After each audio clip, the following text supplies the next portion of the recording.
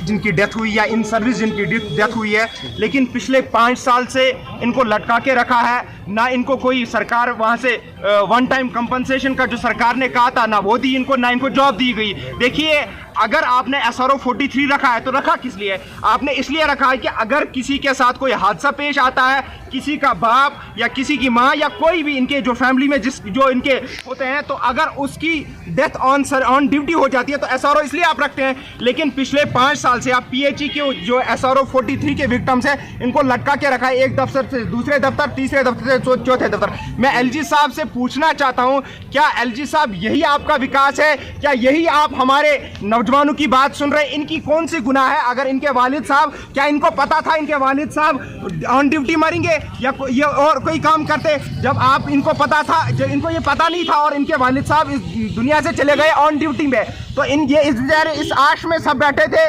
इनके घर वाले सब इस आश में बैठे थे कि इनको SRO 43 के अंदर एडजस्ट किया गया। लेकिन आज 3, 4, 5 साल हो गए, इसमें तकरीबन 200 कैंडिडेट है, आज तक इनके मसले का हल कुछ नहीं हुआ, इनकी नहीं सुनी गई। और मैं गुजारिश करता हूं LG साहब से, इनके डायरेक्टर साहब से, मैं सेक्रेटरी साहब से गुजारिश करता हूं कि इनका जो मसला है उसको देखें और इनको हल कीजिए। ये वन टाइम कंपनसेशन नहीं चाहते हैं, ये अपना SRO 43 के तहत इनका जो हक है उसमें जो आप इनका मेन इशू इस वक्त ला रहे हैं, मुझे ये बताए SRO 43 और टेक्निकल का क्या कनेक्शन है? बीच में कोई कनेक्शन नहीं है। PHE और टेक्निकल का क्या कनेक्शन है? मुझे लगता कोई कनेक्शन नहीं है। तो अगर आपको टेक्निकल रखना चाहिए तो आपको SRO में पहले ही डिफाइन होना चाहिए कि ये टेक्निकल इशू, टेक्निकल आप जब होंगे तभी आपको SRO 43। डिवकॉम साहब ने 2-3 दिन पहले डिवकॉम साहब ने एक ऑर्डर निकाला कि हम इनको SRO 43 को खत्म कर रहे हैं, इनको वन टाइम हम कंपनसेशन देंगे, लेकिन विद इन आवर्स उस ऑर्डर को वापस लेना उनको पड़ा। इसका मतलब यह है कि एक बहुत बड़ी गैप है, ऊपर जो अफसर बैठे हैं और नीचे जो अफसर साहिबान बैठे हैं,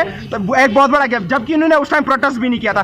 हमारी सिंपल डिमांड यह है कि SRO 43 के PHE के जो विक्टिम्स हैं उनको एडजस्ट किया जाए जल्द से जल्द, वरना ये लोग तैयार हैं कि वो हंगर स्ट्राइक पे प्रेस कॉलोनी में बैठ जाएंगे, इंडेफिनिट स्ट्राइक पे जाएंगे। देखिए, हम कहते हैं Amit Shah ji home minister of India यहाँ आए थे, होम मिनिस्टर ऑफ इंडिया यहाँ आए थे, उन्होंने कहा था कि मुझे कश्मीर के नौजवान से बात करें।